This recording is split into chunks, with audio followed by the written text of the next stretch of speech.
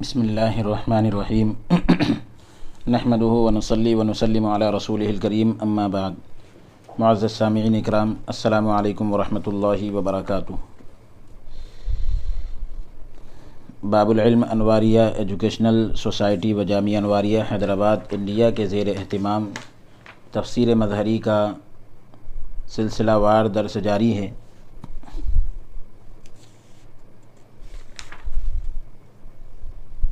سورہ نساء کی آیت نمبر 112 تک ہم تلاوت کر چکے ہیں. آج آیت نمبر 113 سے ہمارے درس کا آغاز ہے. اعوذ باللہ من الشیطان الرجیم، بسم اللہ الرحمن الرحیم. ولولا فضل اللہ علیک ورحمتہ لہمت طائفۃ منہم ان یضلوک وما يضلون إلا أنفسهم وما يضرونك من شيء وأنزل الله عليك الكتاب والحكمة وعلمك ما لم تكن تعلم وكان فضل الله عليك عظيما. ترجمہ: اور اگر نہ ہوتا اللہ کا فضل آپ پر اور اس کی رحمت تو تہیا کر لیا تھا ایک گروہ نے ان سے کہ غلطی میں ڈال دیں گے آپ کو، اور نہیں غلطی میں ڈال رہے ہیں مگر اپنے آپ کو، اور نہیں ضرر پہنچا سکتے آپ کو کچھ بھی. اور اتاری ہے اللہ نے آپ پر کتاب اور حکمت، اور سکھا دیا آپ کو جو کچھ بھی آپ نہیں جانتے تھے، اور اللہ تبارک و تعالیٰ کا آپ پر فضل عظیم ہے. یعنی اگر اللہ کا فضل آپ پر اور اس کی رحمت نہ ہوتی تو ایک جماعت نے تو یہ ارادہ کر لیا تھا کہ آپ کو غلطی میں ڈال دیں گے، حالانکہ وہ اپنے آپ کو ہی غلطی میں ڈال رہے ہیں. آپ کو کچھ نقصان نہیں پہنچا سکتے کیونکہ اللہ تبارک و تعالیٰ نے آپ پر کتاب اور حکمت اتاری، اور اللہ کا آپ پر فضل عظیم ہے. اس سے پہلے جو ہے حضرت قتادہ ابن نعمان اور ان کے چچا حضرت رفاعہ رضی اللہ تعالیٰ عنہ کا جو واقعہ تھا وہ تفصیل کے ساتھ ذکر کیا گیا، اور اس میں اللہ تبارک و تعالیٰ کی طرف سے گرفت ہوئی، تاب ہوا، پکڑ ہوئی. ابن ابیرق کے تعلق سے آپ نے پوری گفتگو سماعت کی.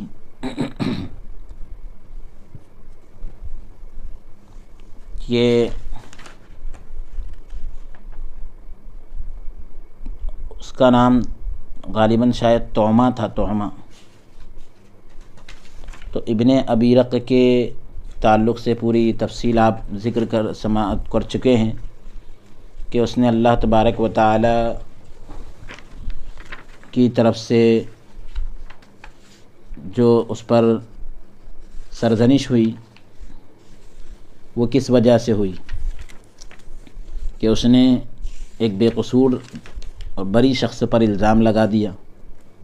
اب جو بھی اس میں شامل ہوئے، جس اعتبار سے بھی شامل ہوئے، اللہ تبارک و تعالیٰ نے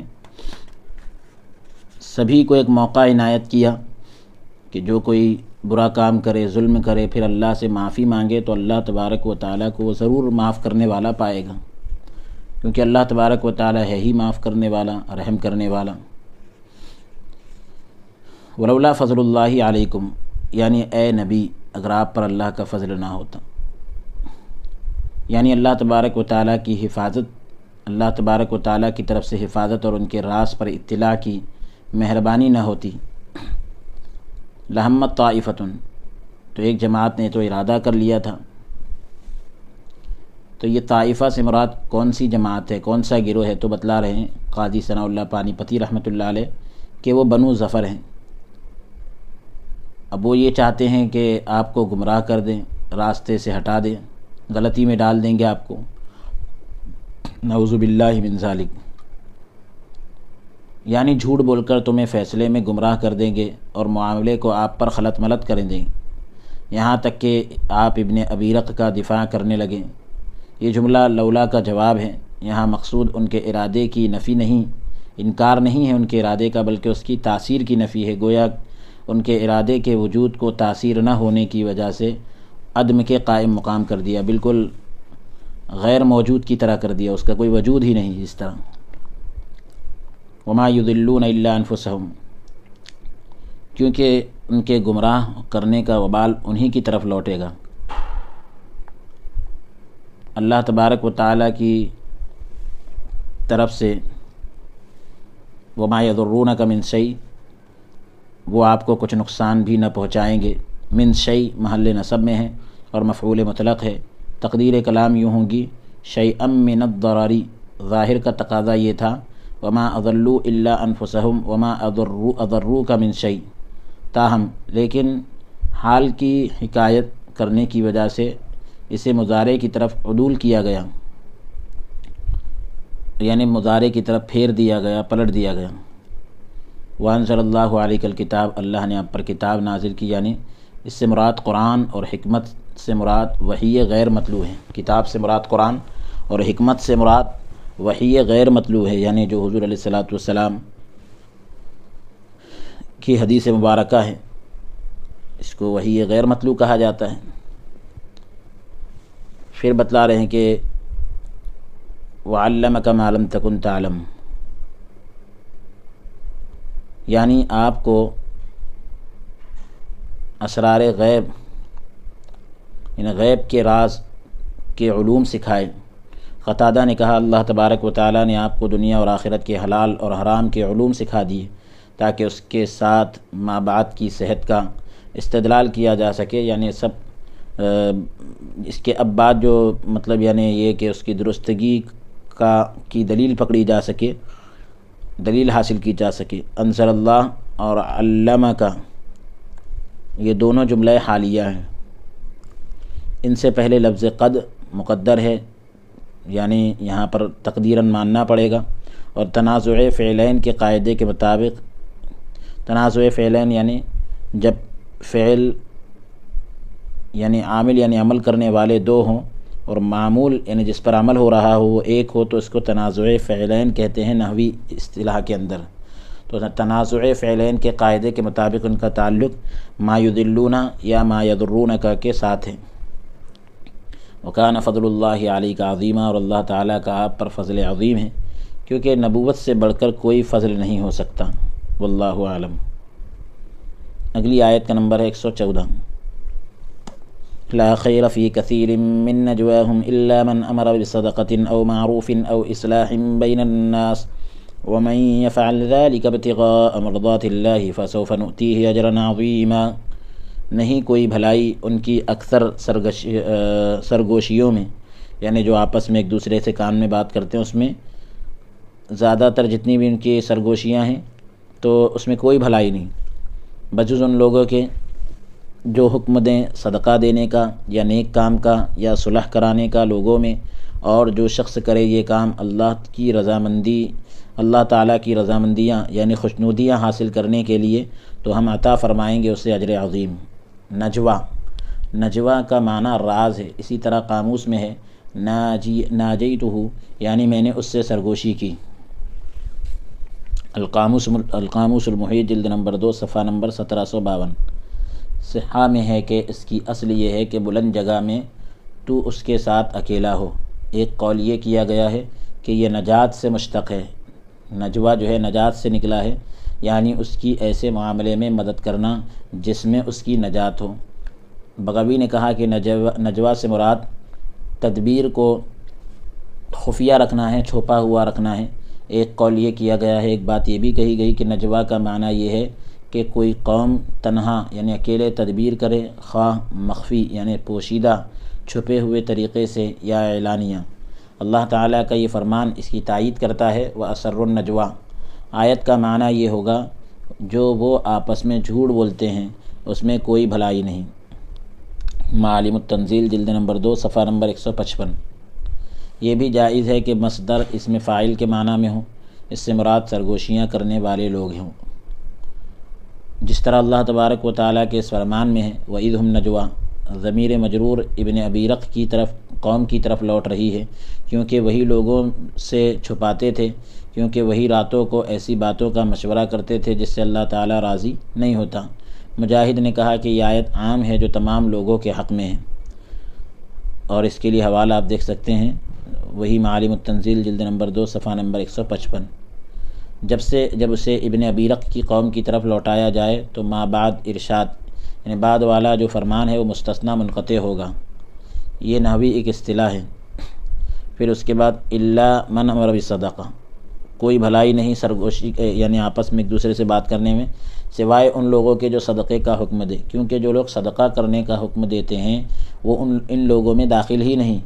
جب ضمیر جو ہے تمام لوگوں کی طرف لوٹے گی تو پھر مذکورہ ضمیر سے وہ مستثنی متصل ہوگا، یعنی جو ضمیر ذکر کی جا رہی ہے اس سے وہ مستثنی متصل ہوگا۔ ایک قول یہ کیا گیا ہے کہ یہ کثیر من نجوا سے مستثنی ہے، وہاں سے یعنی علیحدہ ہے۔ اگر نجوا اسم فاعل کے معنی میں ہو تو اس میں کوئی خفا نہیں یعنی پوشیدگی نہیں، اگر مصدر کے معنی میں ہو تو مستثنی میں مضاف کو مقدر مانا جائے گا۔ تقدیر کلام یوں ہوگی یعنی اس طرح ہوگی الا نجوا من امر بصدقۃ۔ اس پر یہ اعتراض وارد ہوتا ہے کہ یہ استثناء جائز نہیں، کیونکہ یہ اسی کے مثل ہے، یعنی اس کی مثال ایسی ہے جاءنی کثیر من الرجال الا زیدن، کیونکہ کثیر میں زید کے داخل ہونے اور نہ ہی اس کے خارج ہونے کا یقین ہے، اس لیے نہ اسے مستثنی متصل قرار دے سکتے ہیں اور نہ ہی مستثنی منقطع قرار دے سکتے ہیں۔ اس کا جواب یہ دیا گیا ہے کہ اس سے مراد یہ ہے کہ ان میں سے کسی کے ساتھ زیادہ سرگوشیاں کرنے میں کوئی فائدہ نہیں، مگر اس کی سرگوشی جو صدقے کا حکم دے۔ یہ جواب اسی وقت بنتا ہے جب نجوا کو اسم فاعل کے معنی میں نہ لیا جائے، کیونکہ اس کلام کا کوئی معنی نہیں۔ لا خیر فی کثیر من متناجی کل واحد منہم، یعنی ہر ایک کے سرگوشی کرنے سے کوئی بھلائی نہیں، ان میں سے ہر ایک کے سرگوشی کرنے میں اکثر میں بھلائی نہیں۔ ظاہر بات یہ ہے کہ یہاں الا جو ہے صفت ہوا اور غیر کے معنی میں ہو الا صفت ہو اور غیر کے معنی میں ہو، جس طرح اللہ تبارک و تعالیٰ کے اس ارشاد میں ہے لو کان فیہما آلہۃ الا اللہ لفسدتا، یعنی اللہ کے علاوہ اگر کوئی خدا ہوتا تو زمین میں فساد پیدا ہوتا۔ یعنی ایسی نیکی کے اعمال جن کا حسن شرع سے پہچانا جاتا ہے، وہ معروف یعنی بھلائی کا حکم دے، ایسی نیکی کا حکم دے کہ جس کا حسن یعنی جس کی خوبی شریعت سے پہچانی جاتی ہو۔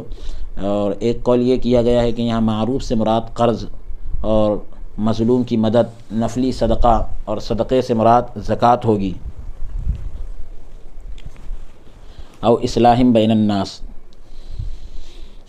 یا صلح کرانے کا لوگوں میں۔ تو اس کا عطف یہ جو ہے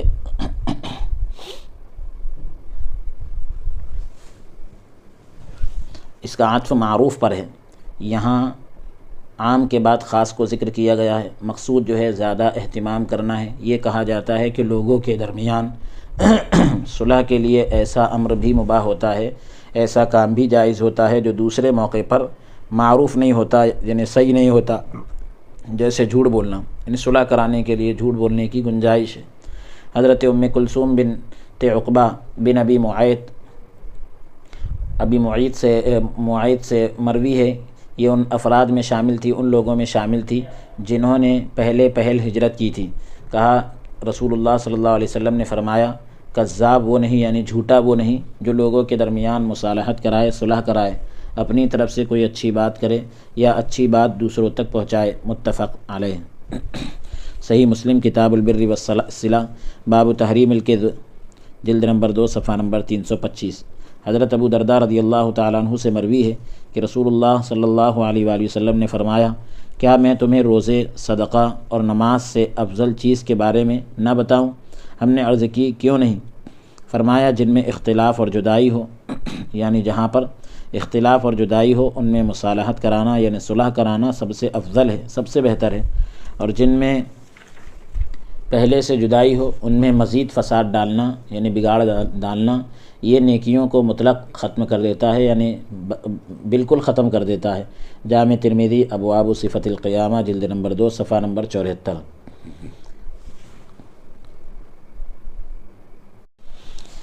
اسے ابو داؤد اور ترمذی نے روایت کیا ہے۔ فرمایا کہ یہ حدیث صحیح ہے۔ حضرت اسماء بنت یزید سے مروی ہے کہ رسول اللہ صلی اللہ علیہ وآلہ وسلم نے فرمایا جھوٹ حلال نہیں ہوتا مگر تین موقعوں پر حلال ہو جاتا ہے۔ مرد کا عورت کے سامنے جھوٹ بولنا تاکہ اسے راضی کرے، جنگ میں جھوٹ بولنا، اور لوگوں کے درمیان مصالحت کے لیے یعنی صلح کے لیے جھوٹ بولنا۔ یہ جامع ترمذی ابواب البر والصلہ باب فی اصلاح ذات البین جلد نمبر 2 صفحہ نمبر 16 کے درمیان میں یہ روایت موجود ہے۔ اسے امام احمد اور ترمذی نے روایت کیا ہے۔ وَمَن يَفْعَلْ ذَلِكَ، جو کوئی یہ کام کرے گا اللہ تعالیٰ کی رضامندی کے لیے، یعنی ذالکہ کا جو مشارون الیہ ہے جس کی طرف اشارہ کیا جا رہا ہے امر ہے یا احد هذه الاشیاء، یعنی ان چیزوں میں سے کوئی ایک، یہ اس کا مشارون الیہ ہے، یعنی جس نے ان مذکورہ اشیاء میں سے کسی چیز کا مشورہ دیا، یا جس نے مذکورہ اشیاء یعنی جو بھی چیزیں ذکر کی گئی یعنی صدقہ اور معروف بھلائی اور لوگوں کے درمیان مصالحت کرائی، صلح کرائی، ظاہر پہلی تعبیر ہے، جو پہلے ذکر کیا گیا وہ ظاہر ہے۔ امام بیضاوی رحمۃ اللہ علیہ نے دوسری تعبیر کو پسند کیا، یعنی بعض نے کہا کہ امر اس کا مشارون الیہ ہے جو کوئی یہ کام کرے، یا پھر بعض نے کہا کہ احد هذه الاشیاء ان کاموں میں سے کوئی ایک کرے۔ کہا کہ کلام امر پر مبنی ہے اور جزا کو فعل پر مرتب کیا گیا تاکہ اس بات پر دلالت کرے کہ جب مشورہ دینے والا پسندیدہ لوگوں میں داخل ہوگا تو عمل کرنے والا بدرجہ اولا یعنی اس سے بہتر طریقے سے ان میں داخل ہوگا، کیونکہ اصل مقصود فعل ہے اور امر اور مشورہ تو اس تک پہنچنے کا ذریعہ ہے۔ ابتغاء مرضات اللہ، اللہ کی رضامندی کے لیے، یعنی فعل کو اس کام کو اس قید کے ساتھ مقید کیا، یعنی اللہ کی رضامندی کے ساتھ خاص کر دیا، کیونکہ جس نے ریاکاری یعنی دکھاوے کے طور پر عمل کیا تو وہ اجر کا مستحق نہیں ہوگا، کیونکہ اعمال کا دار و مدار نیتوں پر ہے۔ صحیح بخاری باب کیف کان بدء الوحی الی رسول اللہ صلی اللہ علیہ وسلم جلد نمبر 1 صفحہ نمبر 2۔ یہ حضرت عمر رضی اللہ تعالیٰ عنہ سے مروی جو ہے مرفوع حدیث ہے۔ حمزہ اور ابو عمرو نے یا کے ساتھ غائب کا صیغہ پڑھا ہے، باقی قراء نے تا کے ساتھ خطاب کا صیغہ پڑھا ہے، فسوف نؤتیہ، ہم عطا فرمائیں گے۔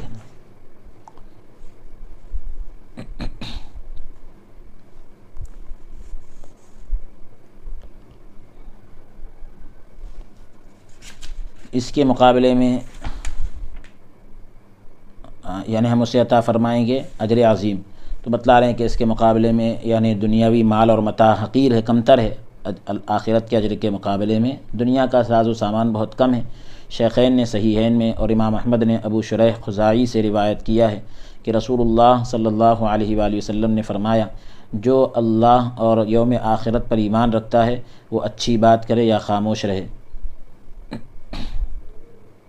صحیح مسلم کتاب الایمان باب الحث علی اکرام الجار، امام بیہقی نے حضرت انس رضی اللہ تعالیٰ عنہ سے روایت کیا ہے کہ رسول اللہ صلی اللہ علیہ وآلہ وسلم نے فرمایا اللہ تعالیٰ اس آدمی پر رحم فرمائے جو بات کرے تو فائدے کی کرے یا خاموش رہے تو محفوظ رہے۔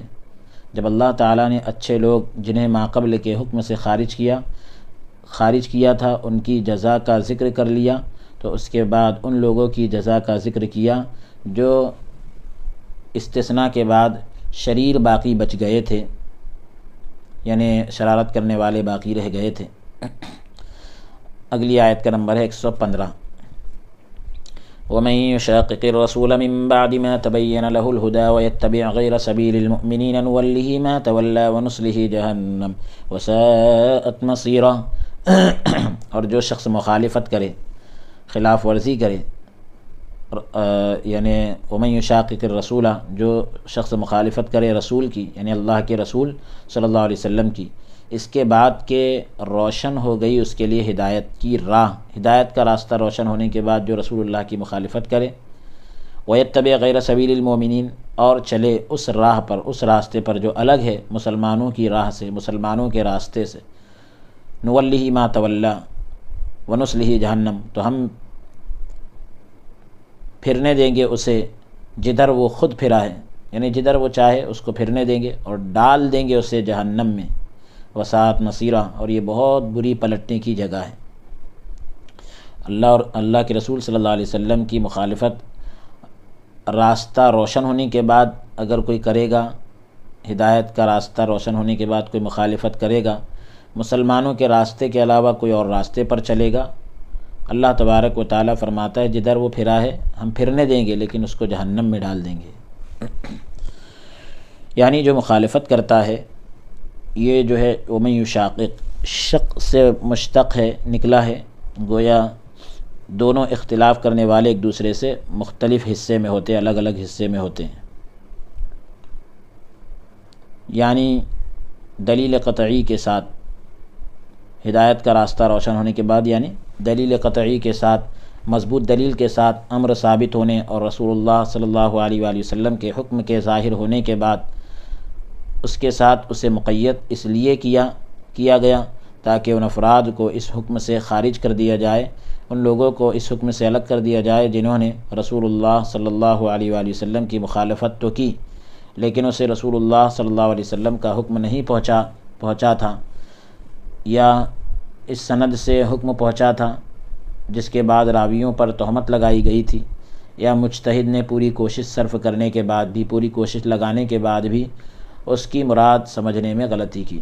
ایک قول یہ کیا گیا ہے، ایک بات یہ بھی کہی گئی کہ خالف الرسول یعنی رسول کی مخالفت کی، اس سے مراد ارتداد اختیار کرنا ہے، یعنی دین سے پلٹ جانا ہے، جو توحید اور معجزات کے ساتھ رسول کی صداقت کے ظاہر ہونے کے بعد واقع ہوا، جس طرح طعمہ کے بارے میں بیان کیا جاتا ہے، یعنی جس اعتقاد اور عمل پر سب مومن متفق ہیں، ایک ہیں، اس سے مختلف راستے کی اتباع کرتا ہے، پیروی کرتا ہے، بعض کی مخالفت سے کوئی حرج نہیں جبکہ وہ بعض کی موافقت کرتا ہو، کیونکہ حضور صلی اللہ علیہ وآلہ وسلم کا ارشاد ہے میرے صحابہ ستاروں کے مانند ہیں، جس کی بھی اقتداء کرو گے ہدایت پا جاؤ گے۔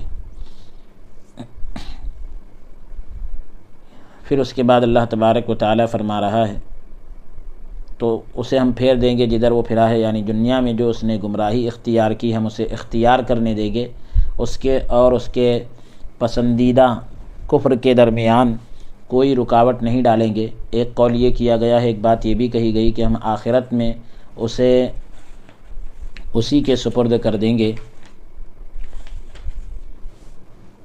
جس پر اس نے دنیا میں بھروسہ کیا، جس طرح صحیحین میں ہے، حضرت ابو سعید خدری رضی اللہ تعالیٰ عنہ اور حضرت عبداللہ بن عمرو بن عاص رضی اللہ تعالیٰ عنہ سے ایک طویل یعنی لمبی حدیث میں ہے کہ رسول اللہ صلی اللہ علیہ وآلہ وسلم نے فرمایا جب قیامت کا روز ہوگا، ایک اعلان کرنے والا اعلان کرے گا کہ ہر جماعت جس کی عبادت کرتی تھی اس کے پیچھے پیچھے چلے، تو اللہ تبارک و تعالیٰ کی ذات کے علاوہ جو بھی کسی بت کی پوجا کرتا تھا وہ جہنم میں گر پڑے گا۔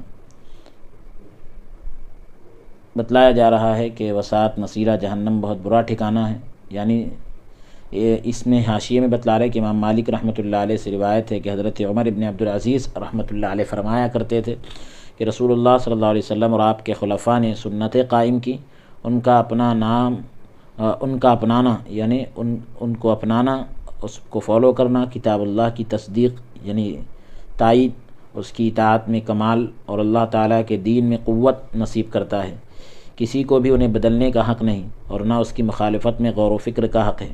جس نے ان کی اقتداء کی وہ ہدایت پا گیا، جس نے ان سے مدد چاہی وہ منصور ہوا یعنی اس کی مدد کی گئی، اور جس نے ان کی مخالفت کی اس نے مومنوں کے راستے کے خلاف راہ انتخاب کیا یعنی راستے کو سلیکٹ کیا، اللہ تعالیٰ نے اسے جانے دیا، جس طرف اس نے منہ کیا اور اسے جہنم میں داخل کر دیا جو بہت برا ٹھکانہ ہے۔ تو بتلا رہے ہیں کہ وساعت مصیرہ جہنم بہت برا ٹھکانہ ہے، یا حق سے اعراض کرنا، منہ موڑنا، یہ برا ٹھکانہ ہے۔ بغوی نے کہا کہ یہ آیت طعمہ بن ابیرق کے حق میں نازل ہوئی، اس کی وجہ یہ بنی کہ جب اس کی چوری واضح ہو گئی تو اسے ہاتھ کاٹنے اور ذلت اور رسوائی کا خوف ہوا تو مکہ مکرمہ کی طرف بھاگ گیا اور دین سے مرتد ہو گیا، پلٹ گیا۔ تو اللہ تبارک و تعالیٰ نے فرمایا وَمَن يُشَاقِقِ الرَّسُولَ، یہ آیت اجماع کی مخالفت کے حرام ہونے پر دلیل ہے، کیونکہ اللہ تبارک و تعالیٰ نے رسول اللہ صلی اللہ علیہ وآلہ وسلم کی مخالفت اور مومنوں کے علاوہ کوئی اور راستہ اپنانے پر وعید کو مرتب کیا۔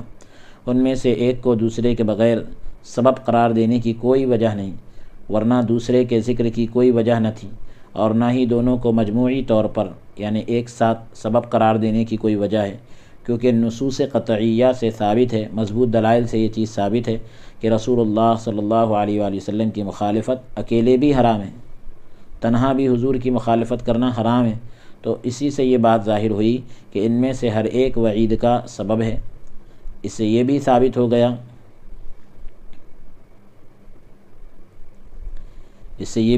ہو گیا کہ مومنوں کے علاوہ دوسروں کی اتباع یعنی پیروی بھی حرام ہے۔ یعنی یہاں دو چیزیں آ گئی، ایک مومنوں کا راستہ چھوڑ کر دوسرا راستہ اپنانا، اور ایک رسول کی مخالفت۔ تو بتلا رہے ہیں کہ دو سبب کو ایک ساتھ اکٹھا کیا، لیکن یہ بھی بتلا دیا کہ ان میں سے ہر ایک وعید کا سبب ہے، یعنی اگر کوئی مومنوں کا راستہ چھوڑے گا دوسرا راستہ اپنائے گا یہ بھی وعید کا سبب ہے، اور حضور کی مخالفت کرے گا یہ بھی وعید کا سبب ہے۔ اس سے یہ بھی ثابت ہوا کہ مومنوں کے طریقے کی اتباع واجب ہے، کیونکہ انسان کو کوئی نہ کوئی راہ تو اپنانی ہوتی ہے۔ امام بہقی اور امام ترمذی رحمۃ اللہ علیہ نے حضرت ابن عمر اور حضرت ابن عباس رضی اللہ عنہما سے روایت کیا ہے کہ رسول اللہ صلی اللہ علیہ وآلہ وسلم نے فرمایا کہ اللہ تعالیٰ اس امت کو گمراہی پر جمع نہیں کرے گا، اللہ تعالیٰ اس امت کو گمراہی پر جمع نہیں کرے گا، اللہ تعالیٰ کی تائید جماعت کو حاصل ہے، جو الگ ہوا اسے جہنم میں ڈال دیا جائے گا، اللہ تعالیٰ بہتر جانتا ہے۔ جامع ترمذی ابواب الفتن باب فی لزوم الجماعہ جلد نمبر 2 صفحہ نمبر 39۔ امام بغوی نے کہا کہ طعمہ بن ابیرق مکہ مکرمہ کے ایک رہائشی بنو سلیم کے ایک آدمی کے پاس رکا جسے حجاج بن علات کہتے ہیں، تو طعمہ نے اس کے گھر میں بھی نقب لگائی، سوراخ لگایا، تو اس پر ایک پتھر گر پڑا جس وجہ سے وہ اس کے گھر میں داخل ہو سکا نہ باہر نکل سکا، یہاں تک کہ صبح ہو گئی۔ تو حجاج نے اسے قتل کرنے کے لیے پکڑا، تو وہاں کے لوگوں میں سے ہی کسی ایک نے کہا اسے چھوڑ دو، کیونکہ اس نے تمہارے پاس پناہ لی ہے، اس نے تمہارے پاس پناہ لی تھی۔ تو انہوں نے اسے چھوڑ دیا اور مکہ مکرمہ سے اسے نکال دیا۔ وہ قزاعہ کے تاجروں کے ساتھ شام کی طرف نکل پڑا، انہوں نے ایک جگہ پڑاؤ ڈالا، یعنی وہ رکے ایک جگہ، تو اس نے کچھ سامان چوری کیا اور بھاگ گیا۔ لوگوں نے اسے تلاش کیا اور پکڑ لیا، اسے پتھر مارتے رہے یہاں تک کہ انہوں نے اسے قتل کر دیا، تو اس کی قبر وہ پتھر ہی بن گئے۔ اللہ اکبر۔ ایک قول یہ کیا گیا کہ وہ جدہ کی طرف جانے کے لیے کشتی پر سوار ہوا، تو اس نے کشتی میں ہی ایک تھیلی چوری کر لی جس میں دینار تھے، تو اسے سمندر میں پھینک دیا گیا۔ ایک قول یہ کیا گیا کہ وہ بنو سلیم کے یہاں اترا، وہ ان کے بت کی پوجا کرتا تھا یہاں تک کہ وہ مر گیا، تو اللہ تبارک و تعالیٰ نے اس کے بارے میں اس آیت کو نازل کیا جو آگے تلاوت کی جا رہی ہے، جس کا نمبر 116 ہے۔ ان اللہ لا یغفر ان یشرک بہ ویغفر ما دون ذلک لمن یشاء ومن یشرک باللہ فقد ضل ضلالا بعیدا۔ بے شک اللہ تعالیٰ نہیں بخشتا، نہیں معاف کرتا، یعنی اس کو کہ اللہ تعالیٰ معاف نہیں کرتا اس کو کہ شریک ٹھہرایا جائے اس کے ساتھ، یعنی اللہ تبارک و تعالیٰ اس جرم عظیم کو معاف نہیں کرتا کہ اس کے ساتھ کسی کو شریک کیا جائے۔ اللہ تعالیٰ نہیں بخشتا کہ شریک ٹھہرایا جائے اس کے ساتھ۔ وَيَغْفِرُ مَا دُونَ ذَلِكَ لِمَن يَشَاءُ، اور بخش دیتا ہے اس کے ما سوا، یعنی اس کے علاوہ جتنے جرائم ہوں، جتنے بھی یعنی جرم ہوں، جس کے لیے چاہتا ہے، یعنی اللہ تعالیٰ جس کے لیے چاہتا ہے معاف کر دیتا ہے۔ اور جو شریک ٹھہرائے وَمَن یُشْرِک بِاللَّهِ، جو شریک ٹھہرائے اللہ کے ساتھ، یعنی کسی کو اللہ کے ساتھ شریک کرے، فقد ضل ضلالا بعیدا، تو وہ گمراہ ہوا اور گمراہی میں دور نکل گیا۔ تو بتلا رہے ہیں کہ اللہ تعالیٰ جو ہے گناہ صغیرہ اور کبیرہ توبہ اور بغیر توبہ کے بخش دیتا ہے۔ جو اللہ تعالیٰ کے ساتھ کسی کو واجب الوجود یا مستحق عبادت ہونے میں شریک ٹھہراتا ہے، وہ صراط مستقیم سے زیادہ ہی بھٹک چکا ہے۔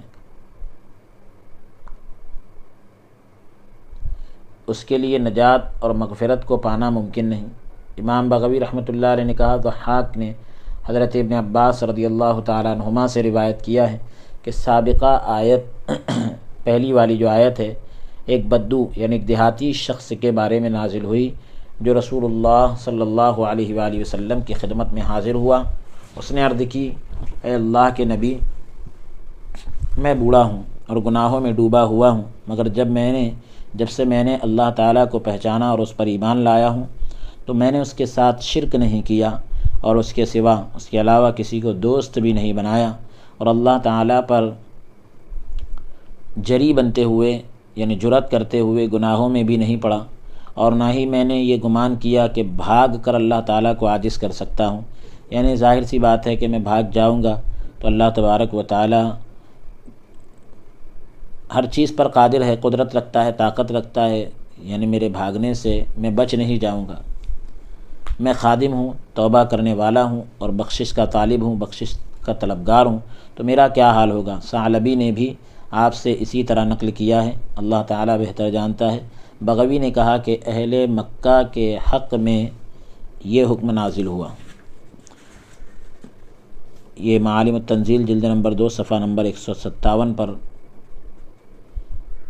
یہ آپ دیکھ سکتے ہیں اس کا جو شان نزول ذکر کیا گیا آیت کا، ان اللہ لا یغفر ان یشرک بہ ویغفر ما دون ذلک لمن یشاء، اس کا حوالہ بھی یہی ہے۔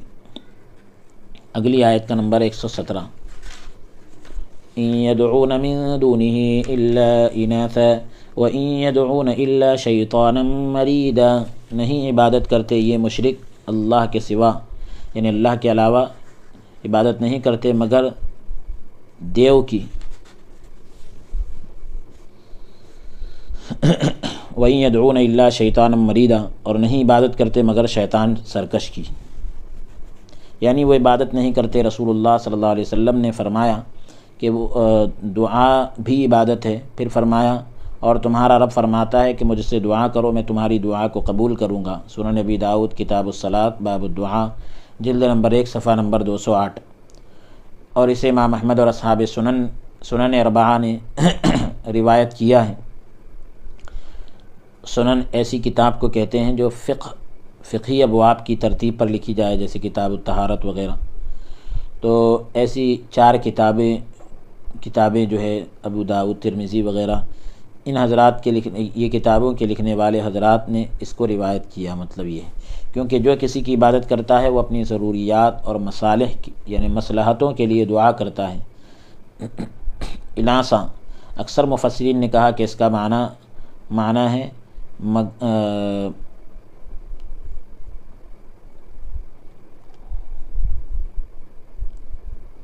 مگر بتوں کو، الا اناسا یعنی عبادت نہیں کرتے مگر بتوں کی۔ اب بتوں کو اناس کیوں کہتے؟ اناس کہنے کی وجہ یہ ہے کہ عرب انہیں مؤنث ہی سمجھتے تھے اور عورتوں کے نام رکھتے تھے، جیسے لات، عزا، منات۔ وہ یہ بھی کہتے تھے ابنۃ بنی فلاں، فلاں کی بیٹی،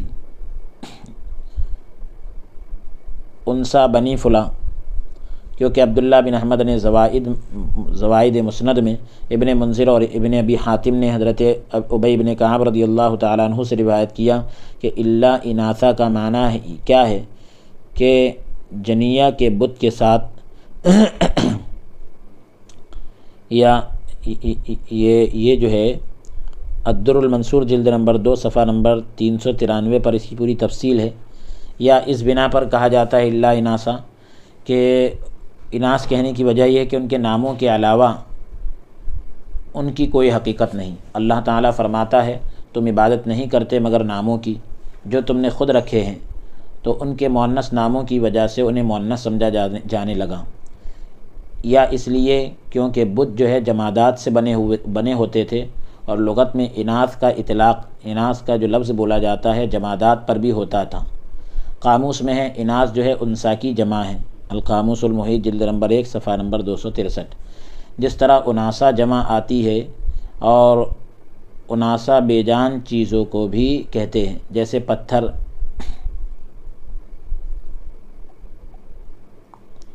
درخت اور چھوٹے ستارے، یہ لغوی استعمال ہیں، اس میں کسی قسم کا مجاز نہیں۔ جس طرح کتب نحو میں، نحو کی کتابوں میں کہا گیا کہ الف، تا اور نون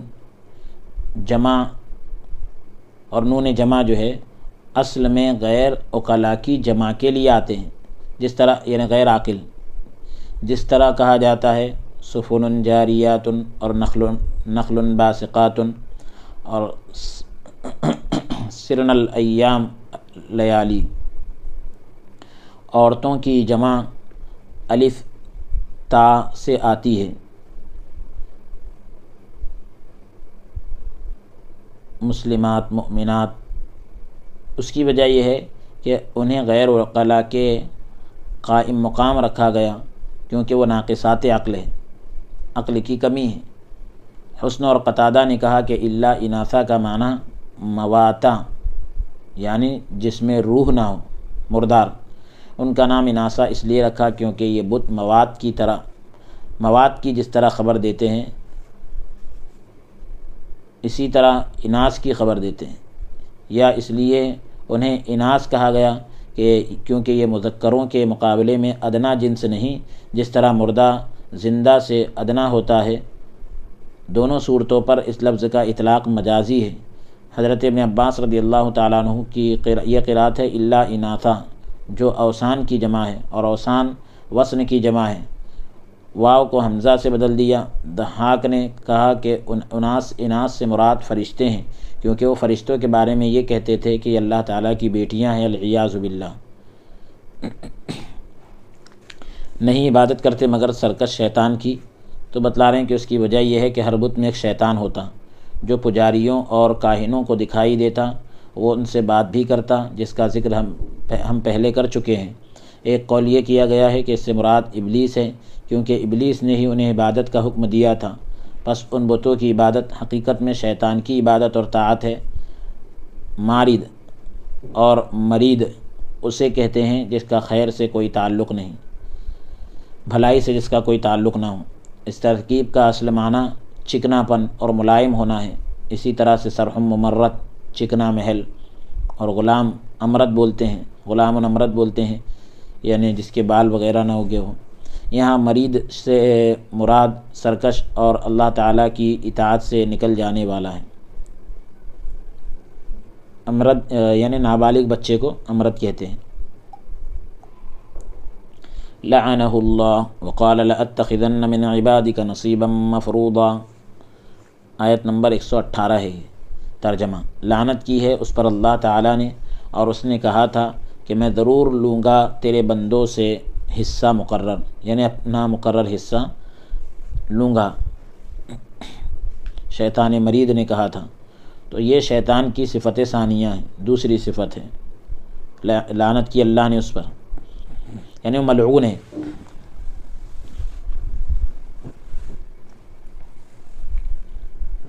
اس کا عطف لعن پر ہے، یعنی ایسا سرکش شیطان جو اللہ تعالیٰ کی لعنت اور اس قول کو جمع کرنے والا ہے، جو لوگوں سے اس کی حد درجہ عداوت یعنی دشمنی پر دلالت کرتا ہے۔ اس قول کے ساتھ، اس بات کے ساتھ اس کی توصیف اس بات پر دلالت کرتی ہے کہ یہاں شیطان سے مراد ابلیس ہے، کیونکہ ابلیس نے جب حضرت آدم علیہ السلام کو سجدہ کرنے سے انکار کیا اور اللہ تعالیٰ نے اس پر لعنت کی، تو شیطان نے کہا تیری عزت و جلال کی قسم میں بنی آدم کو اس وقت تک گمراہ کرتا رہوں گا جب تک ان کے جسموں میں روحیں موجود ہوگی۔ صحیح حدیث میں یہی مضمون آیا ہے۔ اللہ تعالیٰ کے اس ارشاد کا بھی یہی معنی ہے۔ مفروض مقرر حصہ، یعنی مفروض سے مراد مقدر ہے، جو تقدیر میں ہے، یعنی وہ حصہ جو میرے لیے مقدر کیا گیا۔ حسن بصری نے کہا کہ ہر 1000 میں سے 999 جہنم میں سے اور ہر 1000 میں سے 999 جہنم میں اور ایک جو ہے جنت میں جائے گا۔ میں کہتا ہوں، قاضی ثناء اللہ پانی پتی رحمۃ اللہ علیہ کہتے ہیں کہ جو حدیث پاک میں آیا ہے وہ اس طرح آیا ہے، یا اس کا معنی یہ ہے کہ ایسا حصہ جو دوسروں سے الگ کیا گیا ہے، یعنی بدبختوں کی جماعت سعادت مندوں سے ممتاز ہوگی، یعنی بدبختوں کا گروہ نیک لوگوں کی جماعت سے بالکل الگ ہو جائے گا۔ آج کے سلسلہ درس کو ہم یہی موقوف کرتے ہیں۔ آیت نمبر 118 تک ہم نے تلاوت کیا۔ اگلی نشست میں انشاءاللہ تعالی آیت نمبر 119 سے تلاوت کریں گے۔ وصلی اللہ تعالی وسلم علی خیر خلقہ۔